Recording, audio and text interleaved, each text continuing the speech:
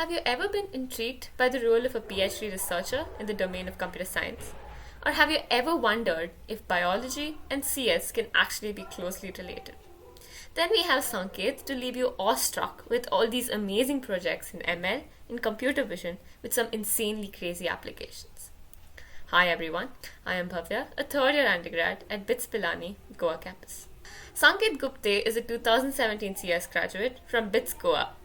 He's worked on tons of computer vision and ML projects through his course of his college life and is now pursuing his PhD at Stanford.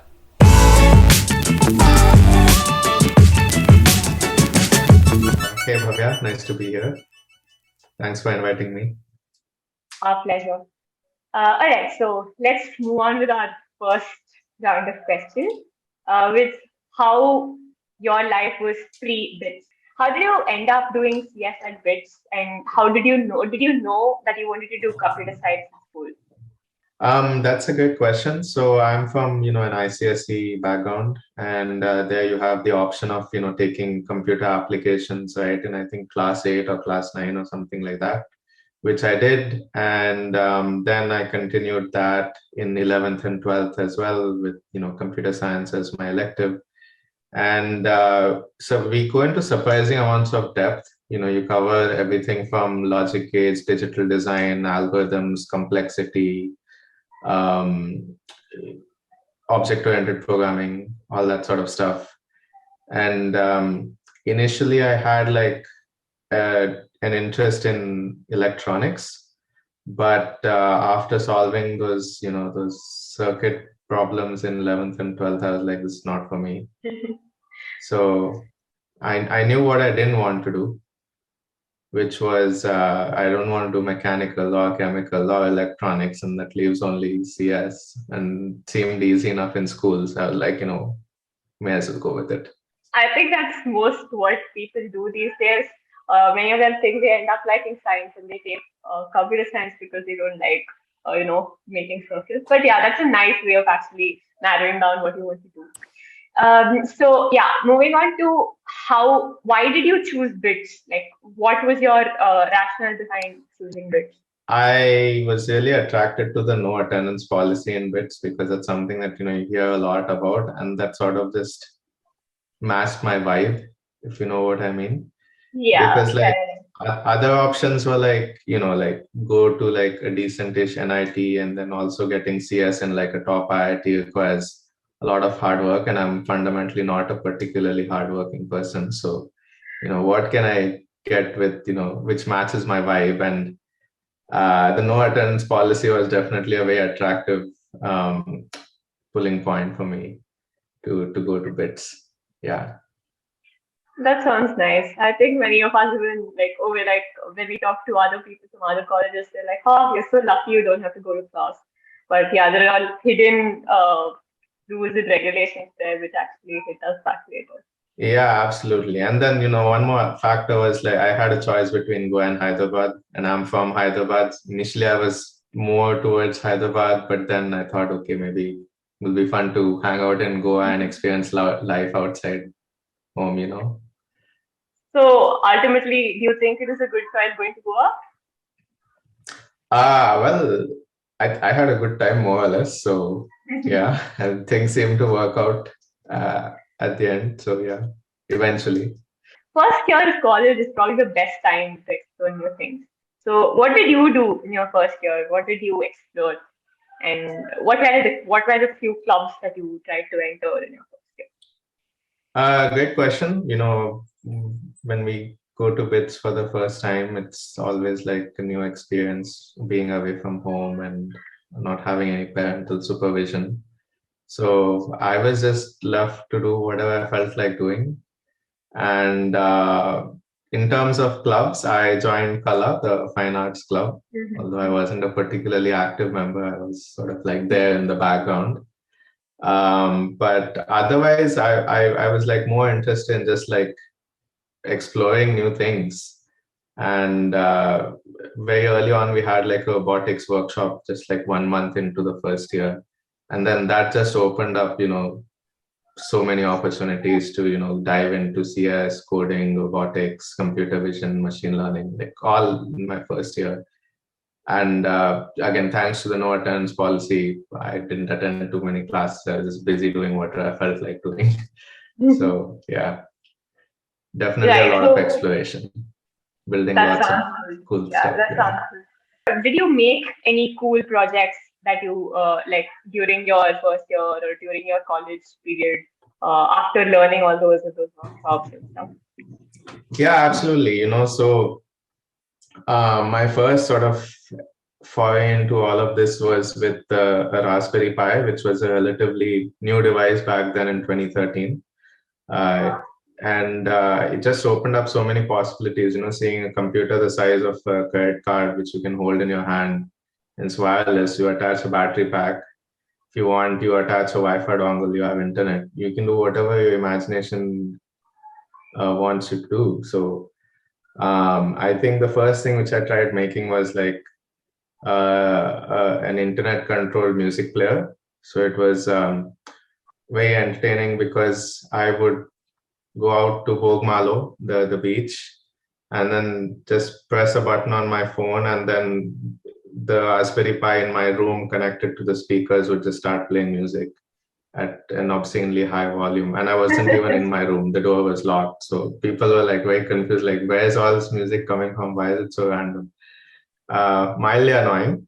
But on a more serious note, I repurpose the same kind of approach to build like an internet controlled robot, because you're just basically sending commands over a network, right? And then I think that sort of progressed into, can you make it smarter? Can you make it cooler?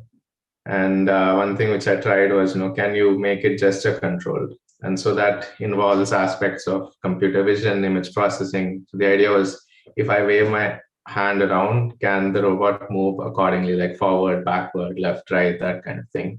And so that led from, robotics, IoT to more of computer vision. And at the time, I was just using things without understanding how they worked. And so I was like, I need to know how this works, which is when I went into uh, like the depths of machine learning for vision. Yeah.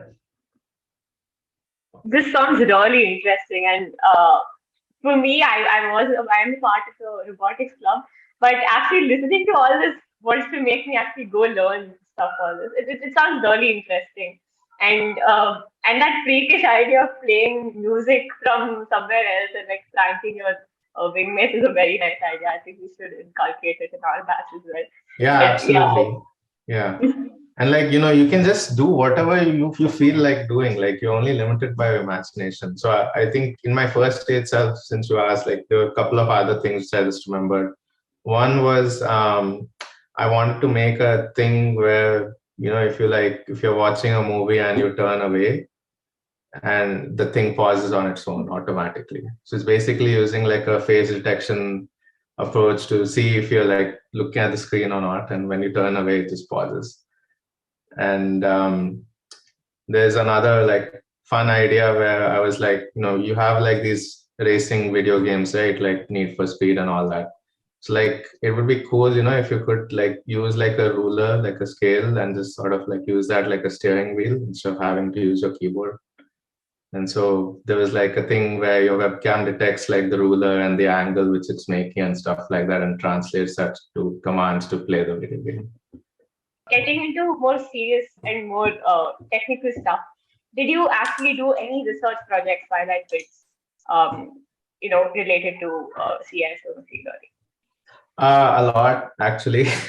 I feel like I spend most of my time at BITS doing research and not a lot of time actually going to class.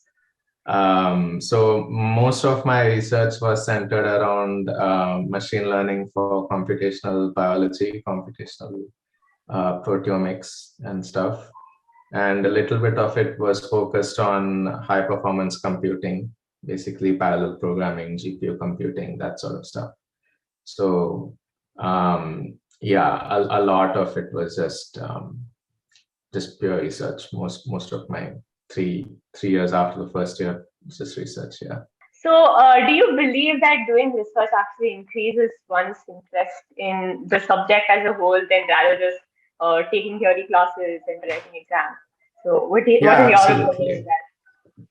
Yeah, I completely 100% agree with that, because, in your first year, you study like Gen Bio. And Mhm. I don't know about you, but I didn't find it particularly interesting. I was not a big fan of biology. In fact, one of my major complaints as a student was, why am I forced to study biology again, like in my first year? I thought like I said goodbye to it after like class 10. Um, and so it was not a lot of fun to take as a course. But then I sort of ended up doing research in computational biology with the biology professor, simply because at the time there were no machine learning folks at BITSAA back in 2014. And this was an interdisciplinary project, and I wasn't actually like, worried about writing an exam and cramming facts. And so I could actually focus on getting a deeper understanding of the biology without having the pressure of, having to perform in an exam. And once that pressure was lifted, I was like, oh, this is actually pretty cool. And now I'm doing a PhD where my focus is in biology. So, yeah, interesting how things turn out. That sounds really nice, actually. So yeah, so moving on to your decision of doing a PhD. When did you decide that you wanted to do a PhD?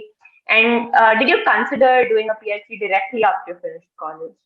Yeah, all good questions. It may sound a little weird, but I feel like the desire to do a PhD was already there when I was like in class 11 or 12. I know that sounds weird, and honestly, at the time, I didn't know what I wanted, and I didn't really even understand what a PhD entailed. I just sort of had the idea that I would want to become a professor at some point, and I knew that if you want to become a professor, then you need a PhD. So like, okay, I'm going to get a PhD, and like from day one of undergrad, it was like at some point I'll do a PhD, at some point I'll become a prof. And so the motivation to do a PhD was always there.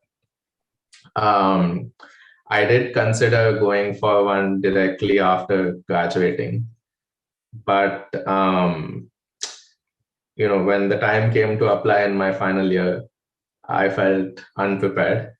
I felt like the research which I was doing was not taken through to completion, and that my application would be more impactful if it were actually complete, with everything published and all that. Which is why I decided to take a break for some time until got published.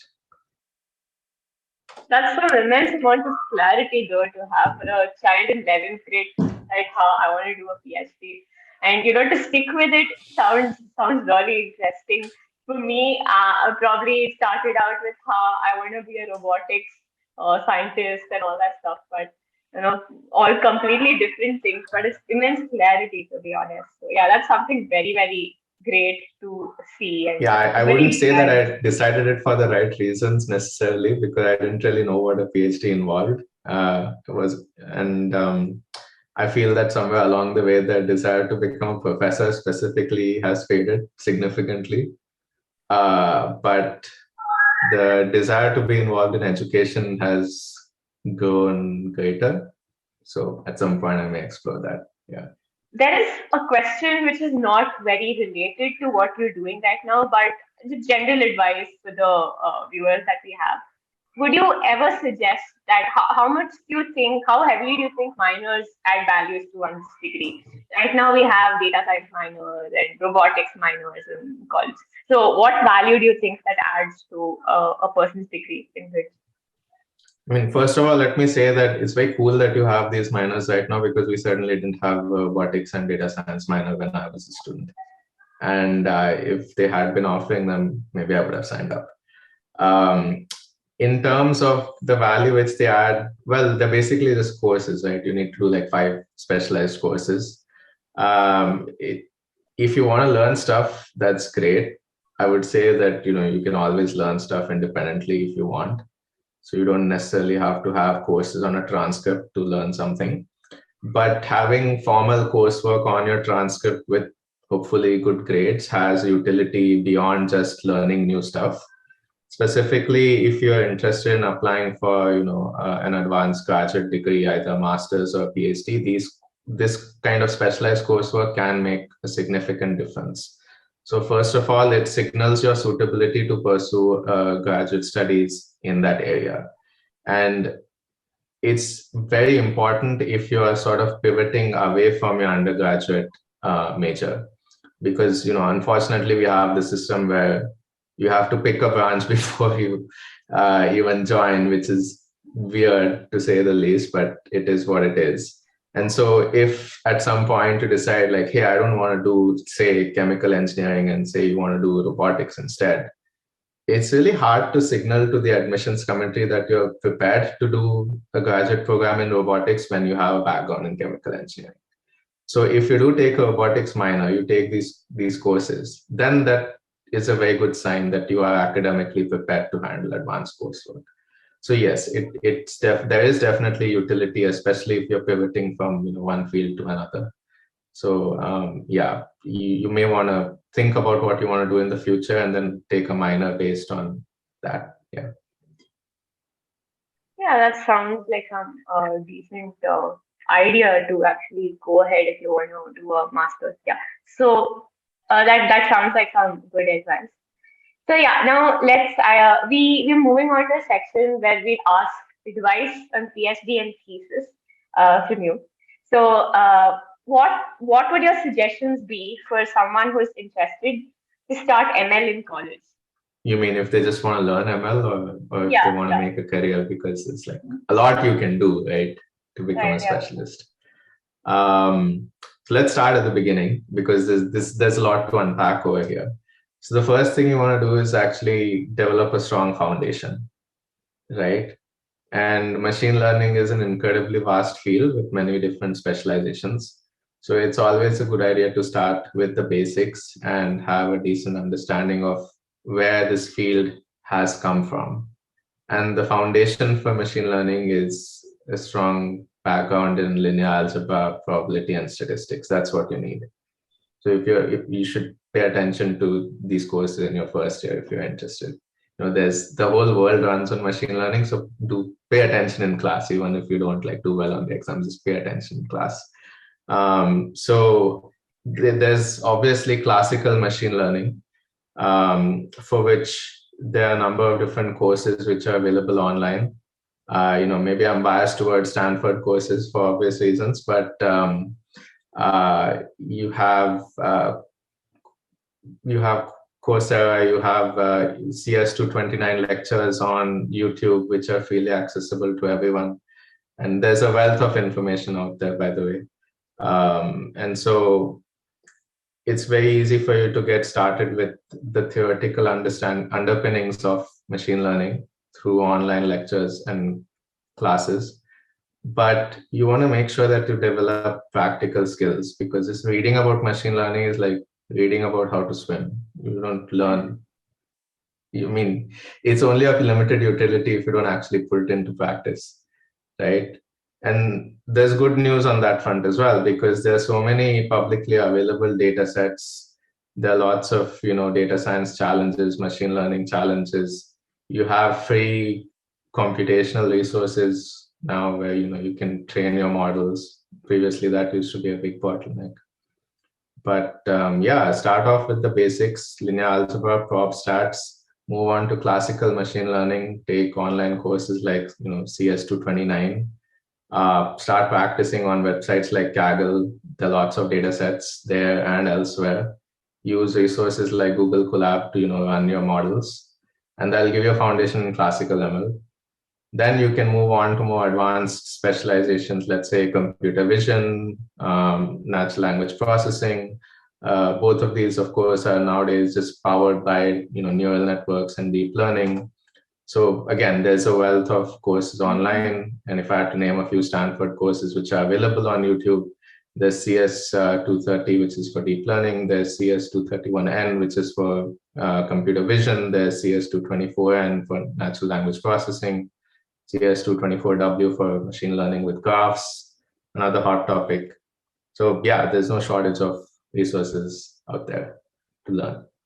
I actually have like a LinkedIn post where I have like a list of all the Stanford courses for machine learning, which are publicly available with their resources and all that. So if you want like a roadmap, go find that post. There's a list, well organized, with all the lectures, all the assignments, everything. So that's a good starting point. Yeah. That sounds like a very good resource. So yeah, we'll link that when we put it up Sure. on. Perfect. What should I do to develop my portfolio to get a PhD in one of the Ivy Leagues, say Stanford for your example? So what kind of projects did you do as a person who is going into PhD? Again, good questions. I will preface this by saying don't try and replicate exactly what I did because you probably won't end up with the same results. But the broad advice which I will give is that um, the main factor for admission to a PhD program is to demonstrate, evidence of research potential. And because that's fundamentally what a PhD is about. It's about becoming a good researcher. And if you've done research in the past, then that's a good indicator that you're capable of doing good stuff. So you want to make sure that you develop your profile which says, "Hey, I've done research and I'm good at doing research." And the best way of doing that is by working on formal structured projects, either with your professors or in an industrial research lab, say like Microsoft Research or TCS Innovation Labs or whatever. And so I started off in my 2-1 itself. I spoke with Ravi Prasadaduri, who's a biology professor, and we started working on a machine learning plus bio project back then.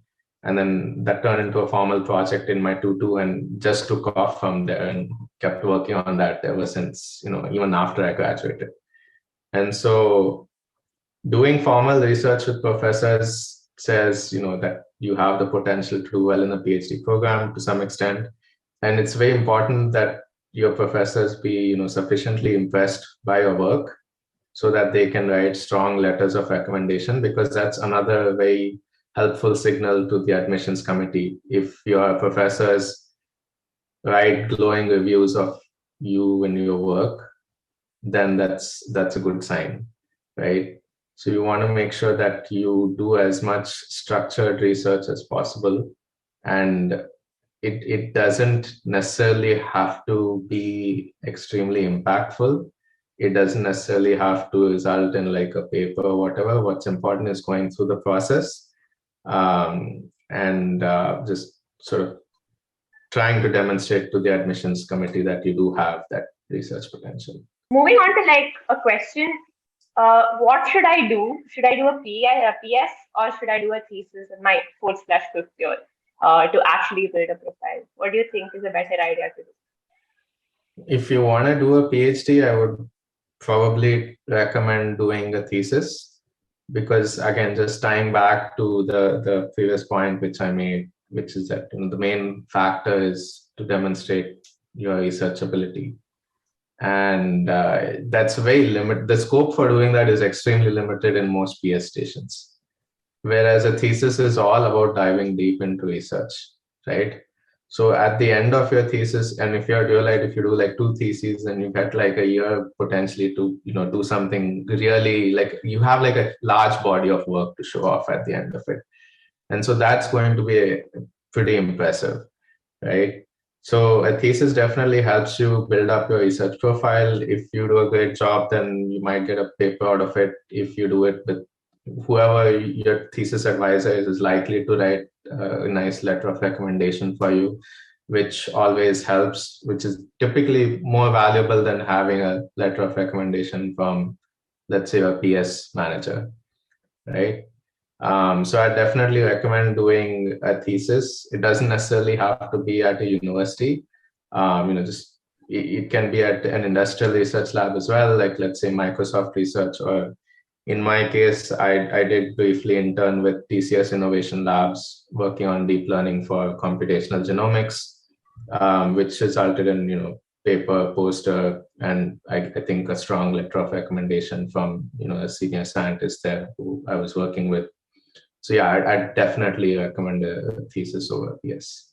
Okay, yeah, that makes complete sense. So, yeah, since you did mention working with companies, do you think work experience of any sort adds value to your PhD application?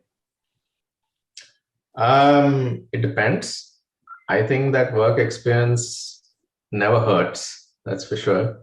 How much value it adds depends on the nature of the experience, right? Like if it's only tangentially related to your field of study, then probably not a lot. If it's directly related, like let's say you work as a software developer and you want to do a master's in computer science, there's a lot you can draw from your experience and say that this has prepared you to study CS at a graduate level. So you want to make sure that whatever work you do is at least reasonably well aligned in some way of to your intended field of study.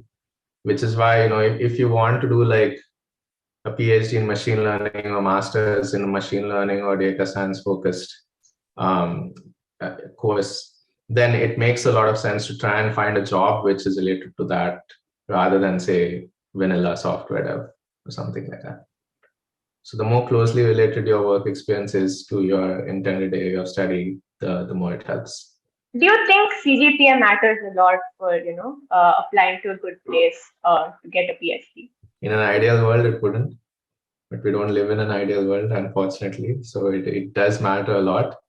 And it matters for a very simple reason, which is that if your goal is to get into the best universities in the world for a PhD, you almost always have to have a good CGPA. I mean, I'm an exception, but we'll get to that, I guess, at some point. But here's why. Because if you're applying to the best universities in the world, you have to consider what is the applicant pool. The folks who are applying to do a PhD at Stanford typically have an undergrad from, let's say, MIT or Oxford or Harvard or CMU or some other place. And those folks typically have perfect 4.2 GPAs or first class with honors or whatever. And so if you show up in that applicant pool with like a 6.5 CG or something, you're going to get weeded out very quickly unless there's something really awesome on your profile to make you stand out. It's as simple as that. There are way more qualified applicants than there are positions available. And so universities have to use some sort of heuristic to filter out people. And so often the easiest thing to use is CGPA. Okay, that sounds sad, but it makes complete sense. But yeah, so a last question in this section. Um, can a non-CS major obtain a PhD in computer science-based subjects? And if yes, how? What should they be doing? Do a master's in CS. Okay, the more elaborate answer to that is yes. You can absolutely obtain a PhD in computer science as long as you have a background in some sort of with some sort of computational work. The best way of doing this is by pitching yourself as an interdisciplinary researcher, because CS is extremely pervasive. There's like intersections of CS with everything, and I think that's very clearly evident here at Stanford, because we have sort of policy where you can pretty much work with any prof from any department and on interdisciplinary topics. So you want to work with someone from the med school, feel free. You want to work with someone from the graduate school of business, feel free.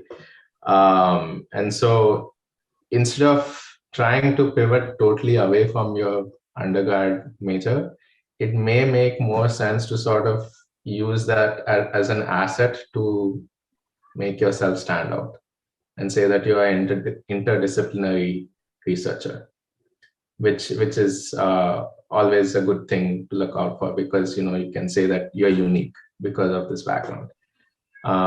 That certainly helps. The other option is to do a master's in a CS or computational field as a sort of stepping stone. doing a master's in general is usually a good idea before you do a PhD, because you get to fix your GPA if it's bad. You get additional research exposure. You might get better letters of recommendation. And now the university which you graduate from, hopefully, if it's like, better ranked one, then that will just give you a leg up. And so a master's degree is also a good way for a non-CS person to pivot and say, now I have a background in CS, so I'm perfectly positioned to do a PhD in like core CS subjects. So yeah. Bits to pre-Stanford. This is what we want to title it. So how difficult is it to get a PhD from US or Stanford in particular? I mean, US in general, not too hard. Stanford in particular, kind of hard. Let me elaborate. So whenever you shortlist universities, there's a certain category of universities which we refer to as, dream universities. And my personal definition of a dream university is a university in which even an ideal candidate is not guaranteed an offer of admission. Again, simply for the reason we spoke about earlier, there are just way too many qualified applicants and not enough seats available for them. And depending on the field that you apply to, for example, if you're applying for a PhD in CS with a machine learning specialization, that's extremely competitive to the point where our own undergrads and master students, I mean, when I say our one, I mean Stanford's undergrads and master students often get rejected from the PhD program.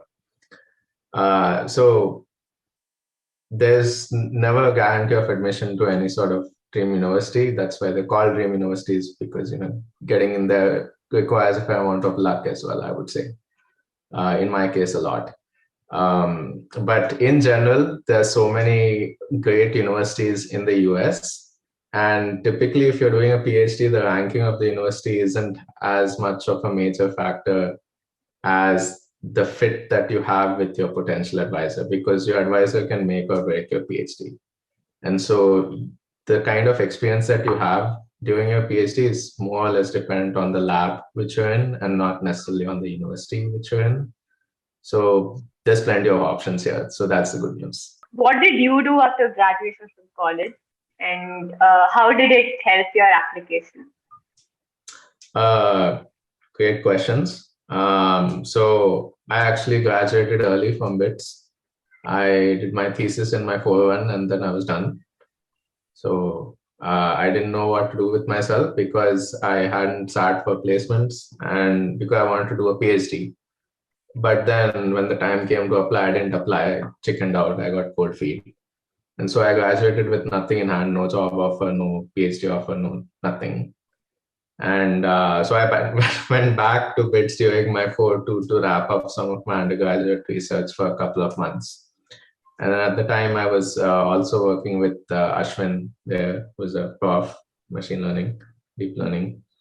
And Ashwin randomly calls me one day and he's like, Sanket, do you want to work with the folks at TCS Innovation Labs? They're looking for someone with a background in deep learning and biology. So me being jobless, I was like, sure, why not? So I interned with them for about 4 or 5 months. And like I mentioned earlier, that resulted in a paper poster, which got some award and a very strong letter of recommendation. So that definitely helped to get a PhD admit. This was in 2017. I actually started my PhD 2 years later in 2019. So after my work at TCS, I was wondering, what to do again. When Ashwin again comes to my rescue and says, Sanket, would you like to work at a hedge fund, building machine learning models to predict something, stock prices and whatnot? So I said, sure, why not? And then I interned with them briefly.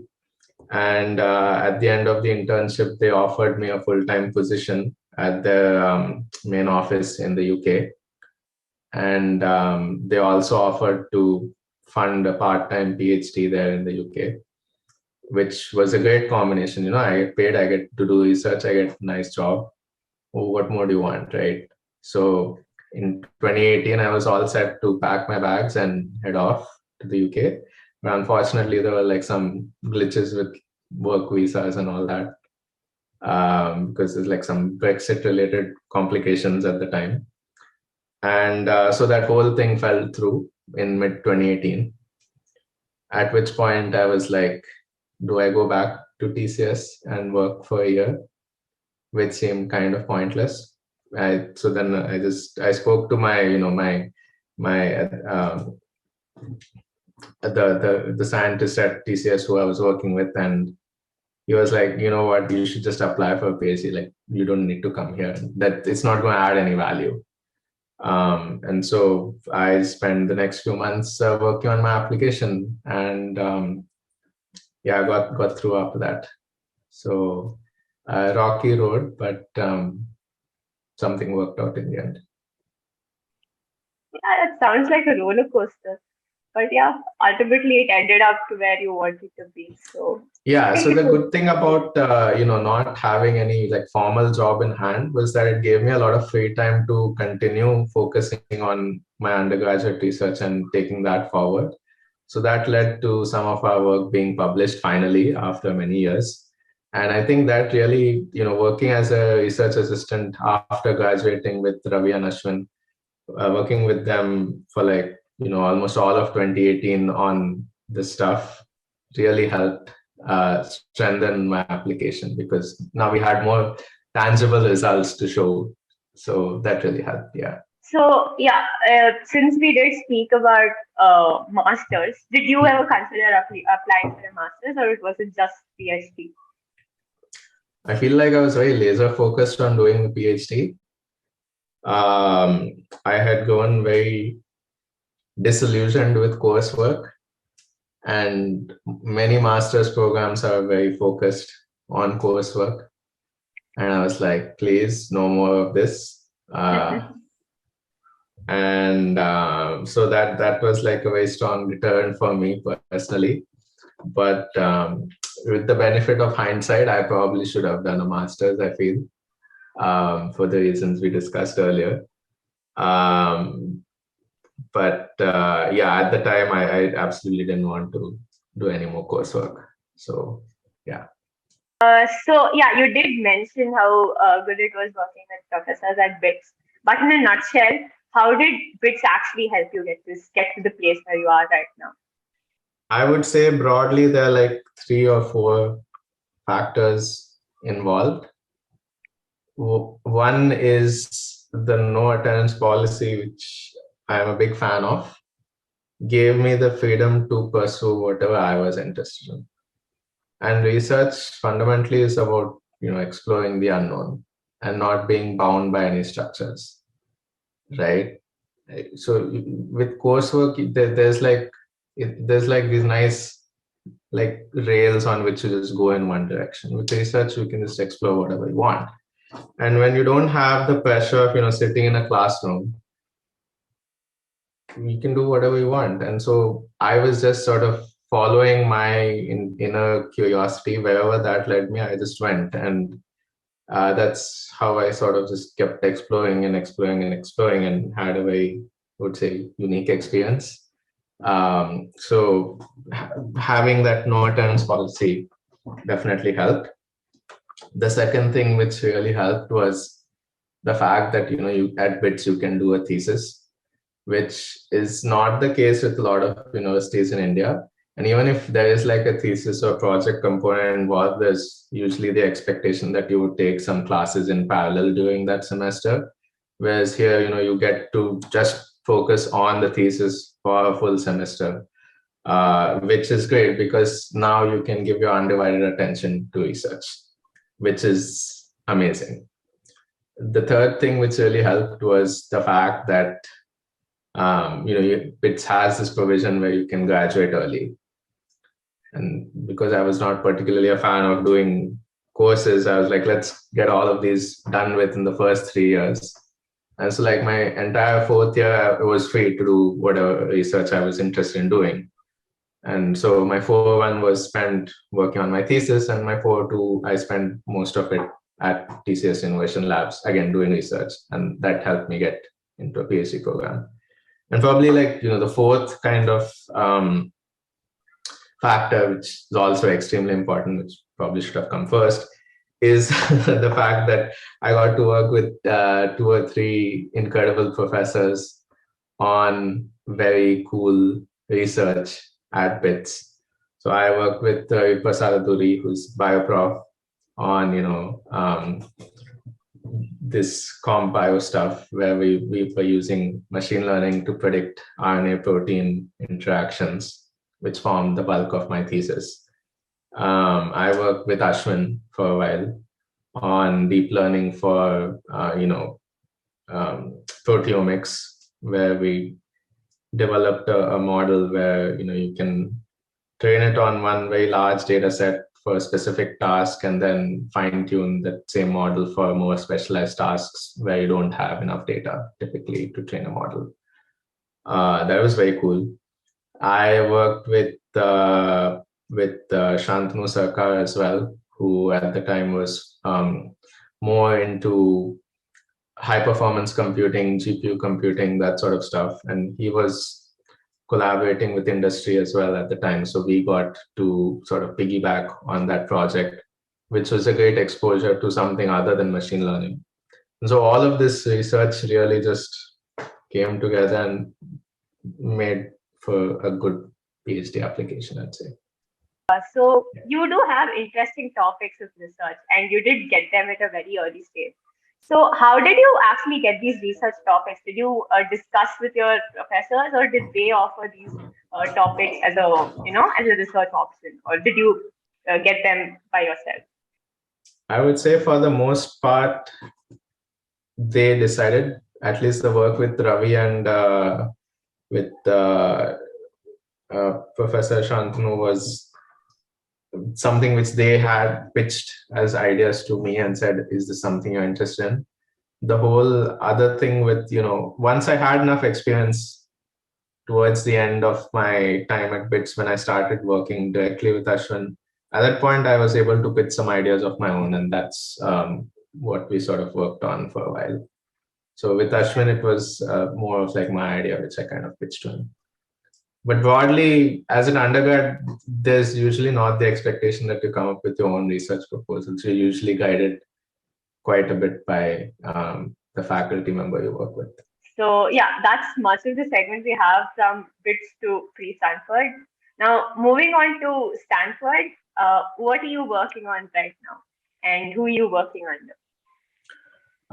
So I'm very privileged to be working with Professor Serena Young, who is an assistant professor in the Department of Biomedical Data Science and has courtesy appointments in CS and electrical engineering as well.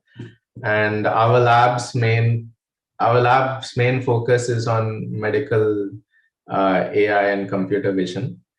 And so my specific area of research is computer vision for subcellular imaging. So we collaborate with biologists and imaging experts to look deep inside the cell at individual organelles in 3D and try and quantitatively evaluate differences in organelle structure and morphology under a number of different conditions. Say, for example, if a cell is healthy versus diseased, what does a diseased organelle inside the cell look like? What does a healthy organelle look like? If you now treat these samples with, say, an experimental drug, do the disease samples start looking like the healthy samples again? Can we, validate the effects of experimental treatments, that sort of thing? And again, the challenge here is, can we do this sort of quantitative evaluation using computer vision, but without having to, manually annotate everything to train these models? Because that's one of the limitations of biomedical imaging, which is that typically you need a fair amount of labeled data for a model to learn from, but it's expensive to acquire these labels because some expert, like a doctor, biologist, or someone, has to sit and do all this work. It's hard to outsource it. But at the same time, you can collect a lot of raw data without any labels. So I think the way the field today is heading in the direction of, can we learn from unlabeled data? And maybe with like a handful of like labels, actually like fine tune things to work well on the rest of the data.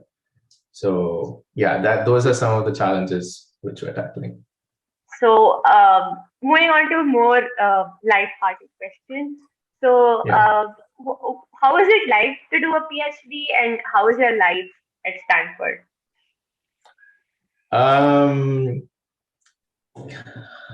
PhD is a long road. It has its ups and its downs, because sometimes things work, sometimes things don't work. And with the whole COVID scene for like 2 years, it's been hard.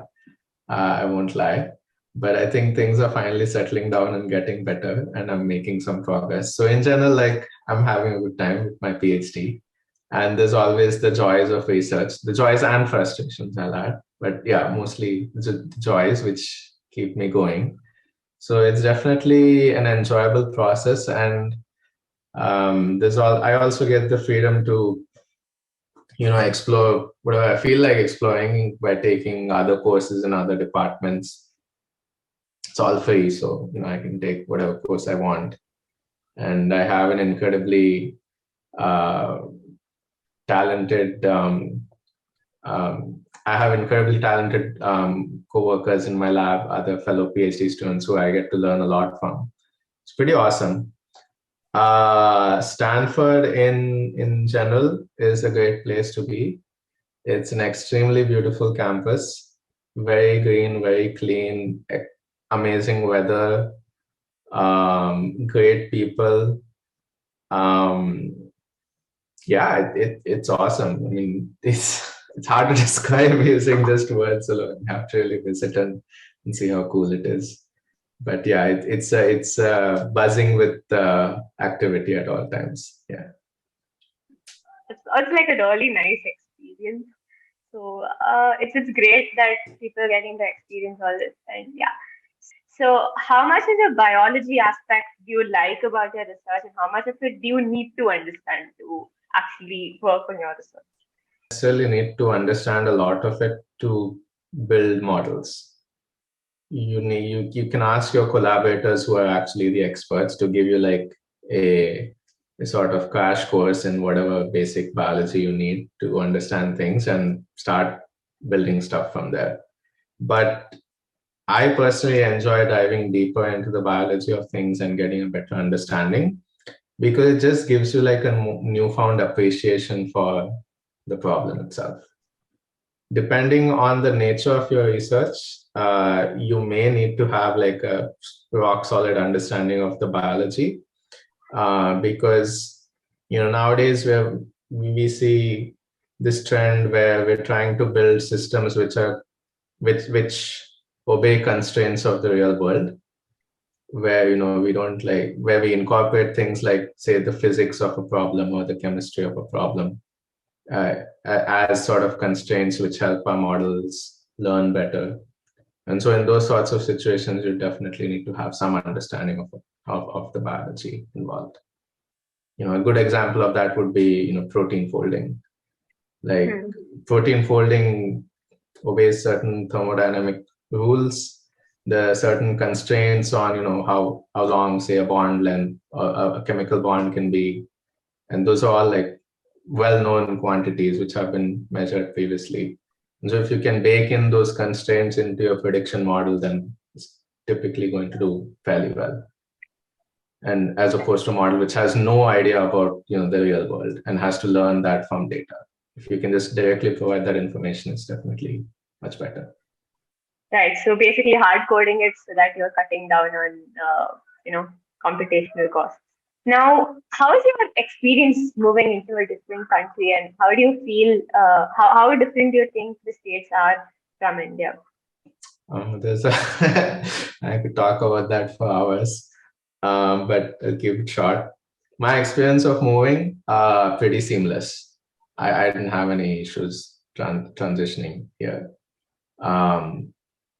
it depends on what sort of mindset you bring. If you're excited about moving to a new place and meeting new people and experiencing new things, I don't think you'll be disappointed at all. And I don't think you'll have any difficulties at all. Again, as long as you have some money in your wallet, because things are very expensive over here. I think that's maybe one downside.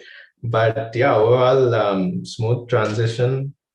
Came here, got an apartment. I was organized by Stanford, so I didn't have to go through any like house hunting process. And people are great, very friendly, very helpful in general. So also great. No complaints there. I will say that my perception of the US is limited to my experiences here in the Bay Area because I haven't traveled a lot. And the Bay Area is like a kind of like, bubble in the US. And Stanford has often described as a bubble within a bubble.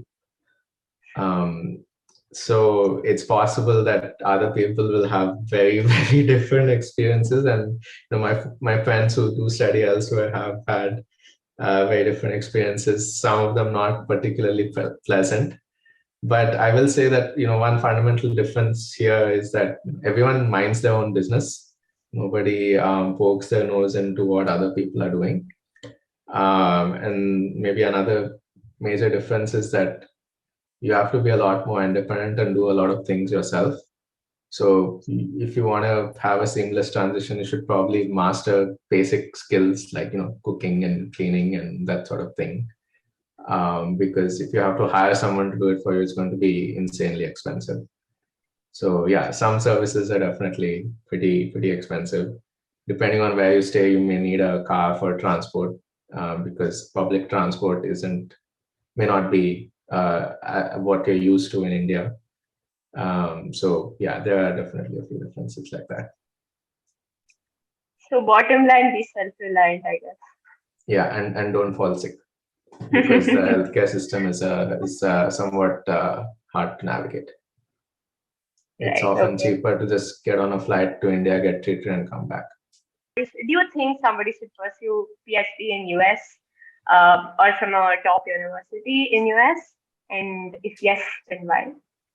If the goal is to be exposed to the best research going on, then you should obviously target the places where that research is taking place, no matter which country or which university it is.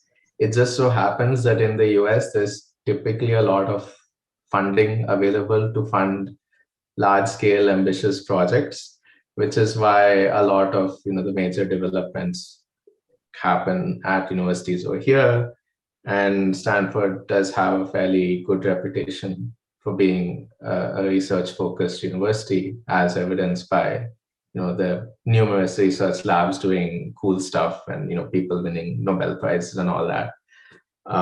So I'd say that depending on your field of study, there's probably no better place to be. The other thing which is really awesome about doing a PhD here is the opportunities for interdisciplinary research. Like you can collaborate with so many different people, and for someone like me, it's particularly helpful because my research is interdisciplinary in nature, and so I benefit from having incredible collaborators who are not from CS, who are more into the bio side of things, and I get to learn a lot from them, which is hard to find in other places. Like they may be great for like hardcore CS or machine learning, but they may not have this sort of interdisciplinary environment necessarily. So yeah, if people want to do a PhD and focus on cutting edge research, Stanford is probably one of the best places to be. Yeah. So yeah, moving on to the last question. So what are your future plans with a lot of PhDs building around startups? Do you think you have any similar inspiration of that sort? It's certainly a possibility, but I feel I'm very afraid of the challenges that are involved in building a startup because if it's just like tech, that's something I can probably handle. But I think the key to a lot of startups' success is not necessarily the tech, but rather the strategy and the execution of simple ideas. So you don't necessarily have to have like some very complicated software or something to make a huge impact. And maybe if I find the right team, could be something to explore in the future for sure. Yeah, but for now, I think I'm a little bit wary because I don't know if I'm cut out for that. Yeah. Right, right. So, what do you think you'll be doing after your PhD then? Any plans that you have in mind? Great question. When I was a kid thinking of doing a PhD, my motivation was to become a professor. After seeing what being a professor actually involves, like I'm like less inclined to become a professor, so probably not going to stick around in academia. I think it would be an interesting option to explore would be research in industry, because there again, the focus is more on just research initially versus managing a lab and writing grants and running around trying to get money to pay your students. Right. So that definitely sounds like a more attractive option. I think long term, my goal would probably be to go into CS education, because I initially wanted to be a professor because I wanted to teach. And sure, you need to have a PhD to become a professor, but then the impact that you can create is limited to whoever's sitting in front of you in your classroom, which is very limited. And honestly, the people in Stanford are not the people who stand to benefit the most if you become a professor here. Your teaching skills would be far more impactful if applied to teach potentially everyone, especially the most underprivileged, right? And so I think long term, I would really like to get into online education, not for profit, so that some person studying in like some small college in, say, a remote part of India can get a Stanford quality CS education, without paying anything much. So democratizing access to CS education, specifically using tools, techniques, teaching methodologies that have been exposed to over here, taking all that back and making an impact, by teaching online. I think that's that's the long-term vision. That's really, really nice and interesting to actually even think about. And yeah, that sounds really great, to be honest. So yeah, I think that's much of what we have here. So yeah, thank you for joining us and spending your time and giving us all this information. Sounds really interesting.